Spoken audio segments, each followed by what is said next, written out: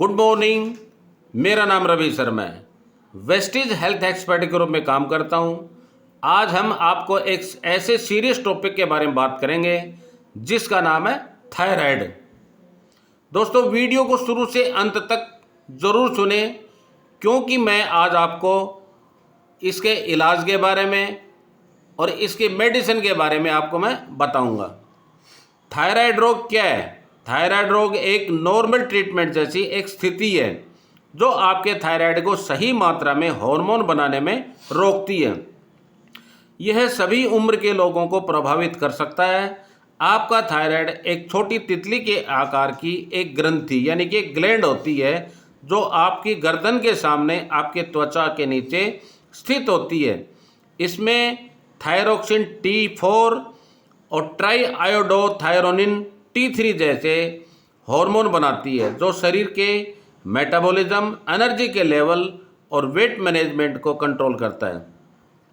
जब यह है ग्लैंड कम हार्मोन बनाती है, हाइपरथायराइडिज्म या हाइपोथायराइडिज्म जैसी बीमारियां होती हैं। इनके लक्षणों में वजन में बदलाव, थकान, दिल की धड़कन में तेजी या धीमी गति और त्वचा में रूखापन शामिल हो सकते हैं।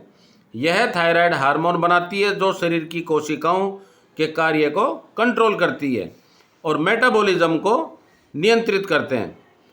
थायराइड ग्लैंड ज़रूरत से ज़्यादा हार्मोन का उत्पादन होता है। हाइपोथायराइडिज्म, थायराइड ग्लैंड ज़रूरत से कम हार्मोन बनाती है। थायराइड रोग महिलाओं में पुरुषों की तुलना में अधिक एक आम बात है।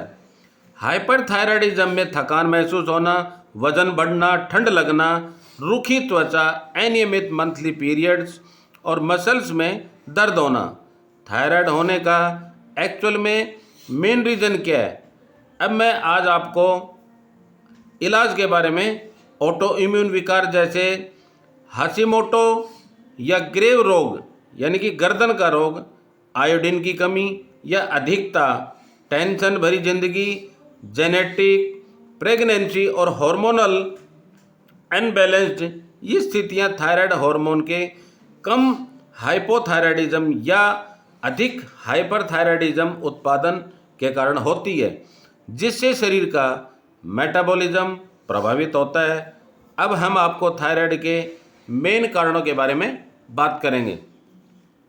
Auto immune disorder, immunity system द्वारा थायराइड ग्लैंड पर हमला करने से रोग होते हैं। हाशिमोटो प्रॉब्लम, यह हाइपोथायराइडिज्म थायराइड हार्मोन की कमी का सबसे आम कारण है। गर्दन रोग, यह हाइपरथायराइडिज्म थायराइड हार्मोन की अधिकता का मुख्य कारण है। आयोडीन थायराइड हार्मोन बनाने के लिए बहुत ही आवश्यक है, इसलिए इसकी कमी से हाइपोथायराइडिज्म हो सकता है। वहीं बहुत अधिक आयोडीन का सेवन भी हमारे हाइपरथायराइडिज्म का कारण बन सकता है। लाइफस्टाइल और टेंशन, अव्यवस्थित जीवन शैली, अधिक तनाव और गलत खान-पान से भी थायराइड हो सकता है। थायराइड रोग वंशानुगत भी हो सकता है। कुछ वायरल इन्फेक्शन भी थायराइड रोग के कारणों में से एक है। थायराइड के नुकसान थायराइड हार्मोन के असंतुलन पर निर्भर करता है जो शरीर के मेटाबॉलिज्म और विभिन्न अंगों को प्रभावित करते हैं।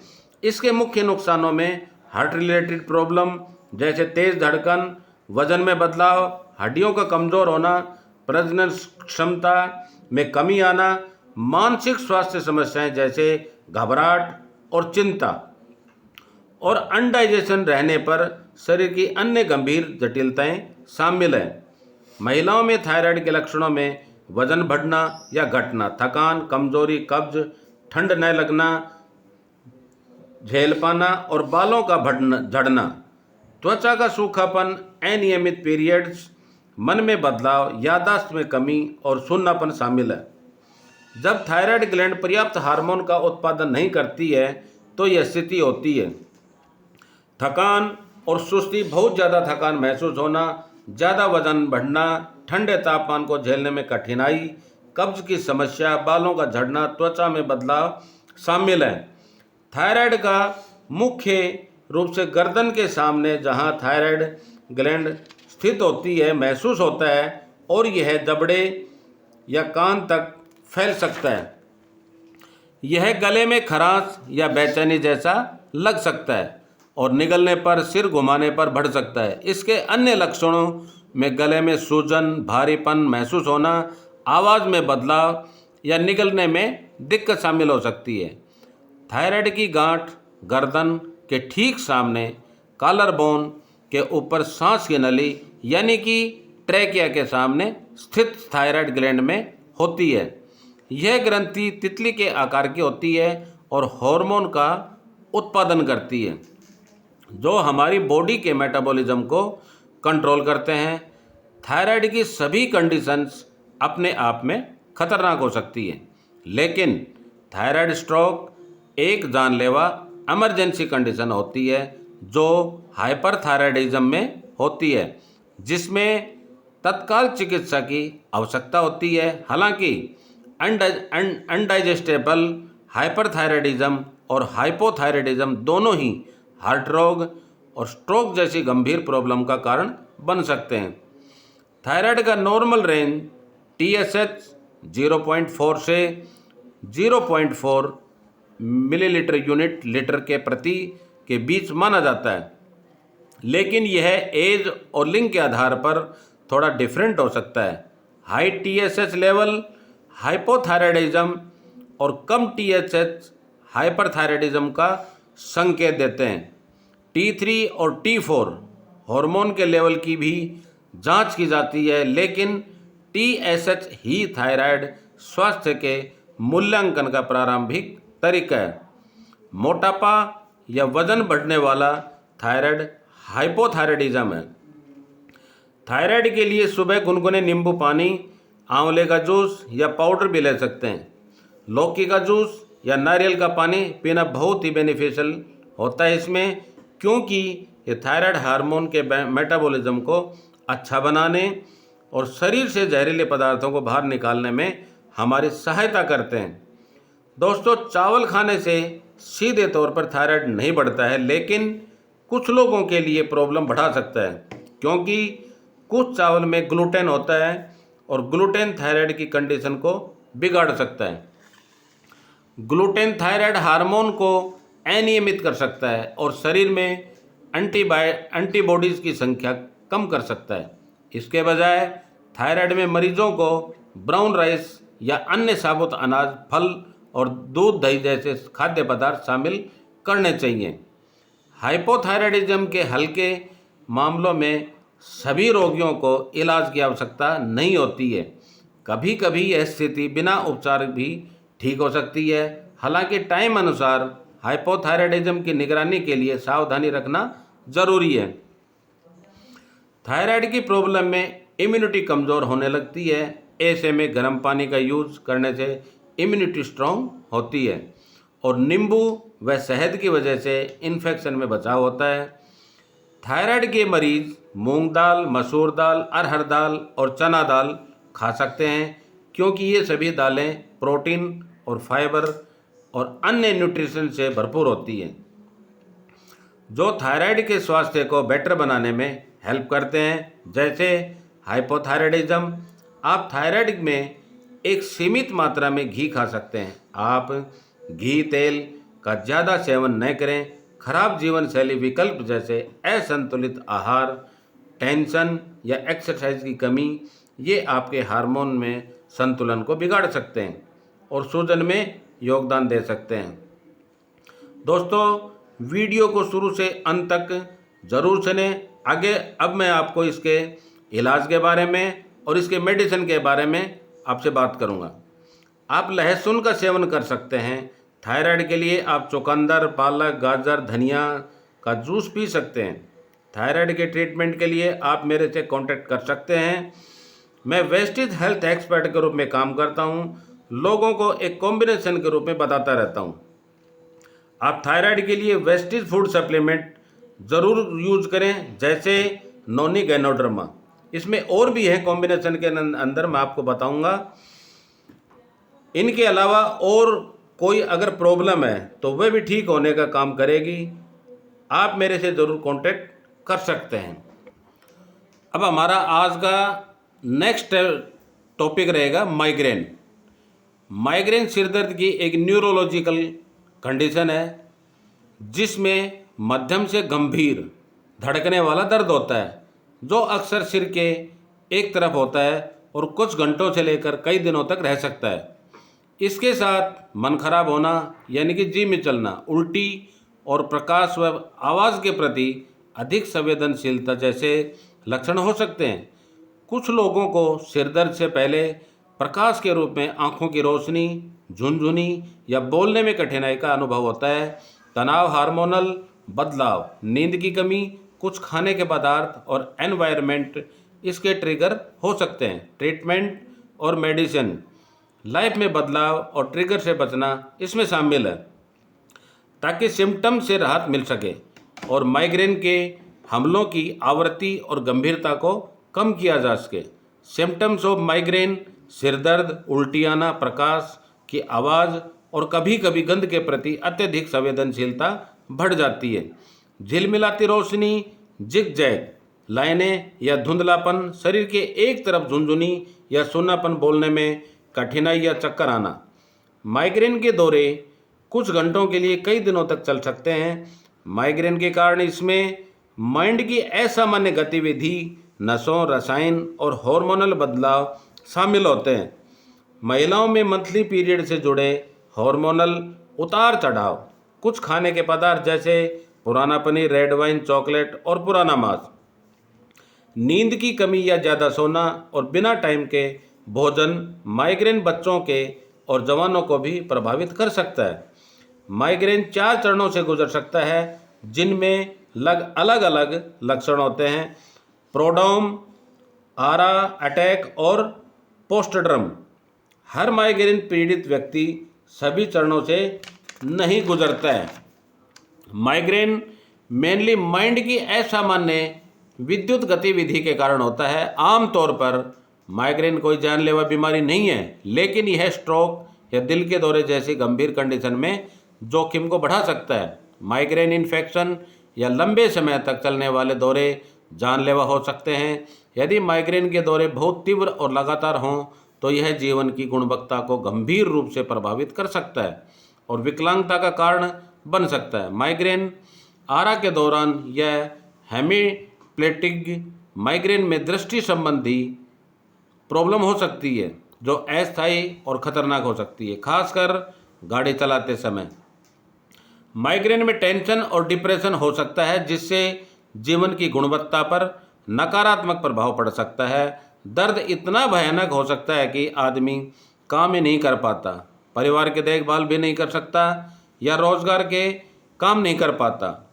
वर्ल्ड हेल्थ ऑर्गेनाइजेशन यानी कि WHO के अनुसार माइग्रेन दुनिया की सबसे अनेबल करने वाली कंडीशन में एक है। अगर आपको पता लगता है कि आपको माइग्रेन है तो आप मेरे से कांटेक्ट कर सकते हैं।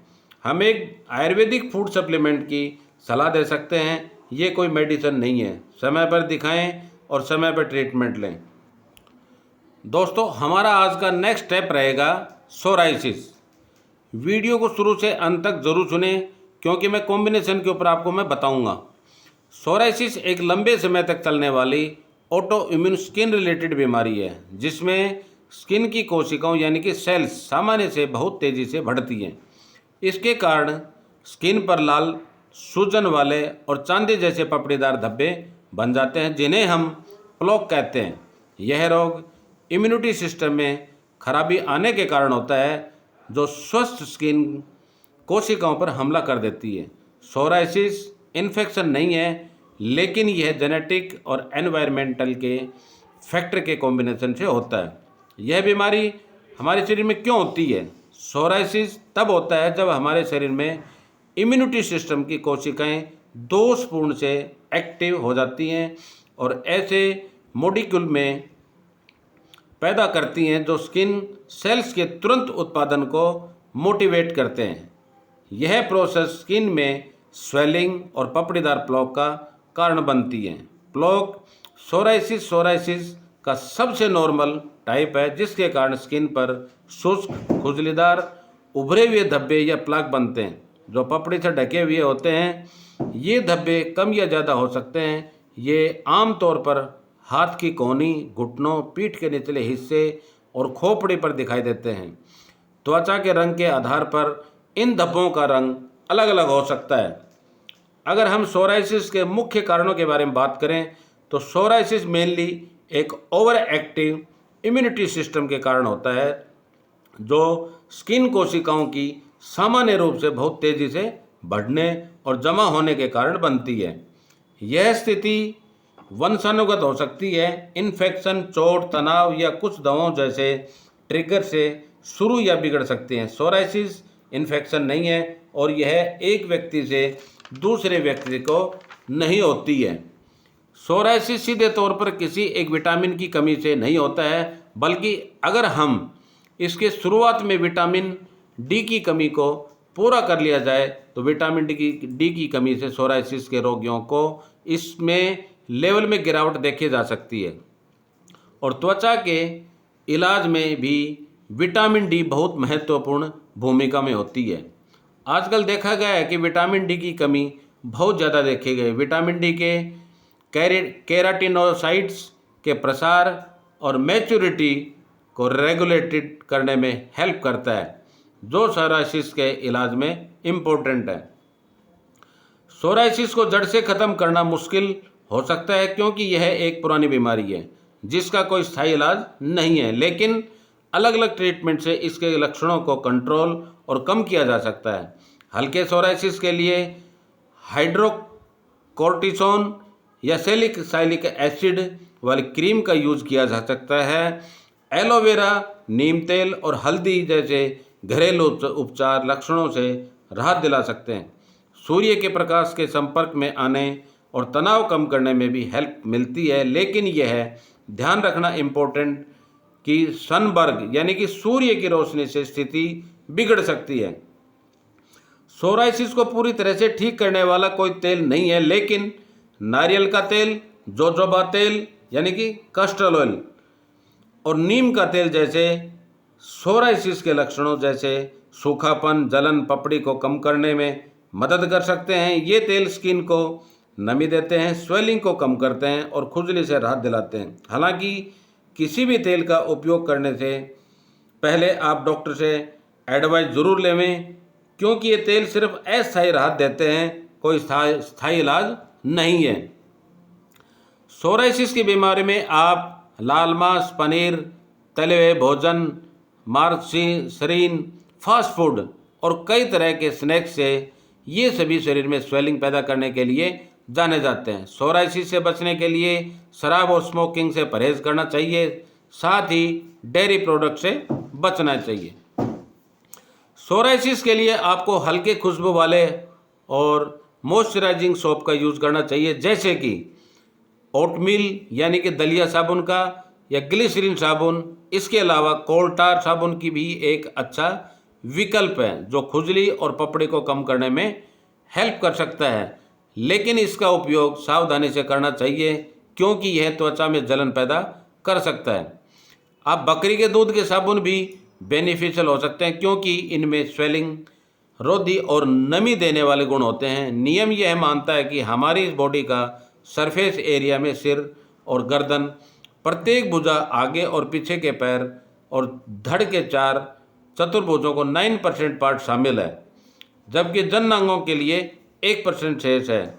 सोराइसिस के लिए सोरियक्स 5 mg टैबलेट एंटीमेटाबोलाइट्स नामक दवाओं के वर्ग से रिलेटेड है।